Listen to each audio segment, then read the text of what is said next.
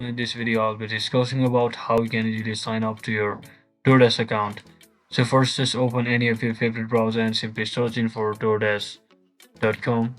And once you search in for that, just wait for a few seconds until the page loads. So once you're inside here, you should be heading over to this right section where you can easily tap on this sign in button or sign up button. So if you already have an account, you can basically tap on this sign in button to continue signing up with your account.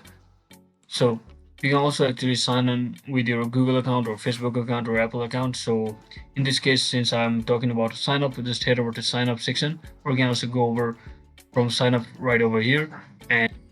And once you're inside here, you just have to provide your first name and last name as well as your email address, and just based on your country, just enter your phone number over here. And once you enter your phone number, just enter your password, whether it's suggested, or you can also create your own and just click on sign up, or you can also sign up using your Google account, Facebook account, or Apple account as well. So once you do all of that, you should be successfully creating a new account on your DoorDash.com. So that's it for today, guys. Thanks for watching. Don't forget to like and subscribe. See you on the next one.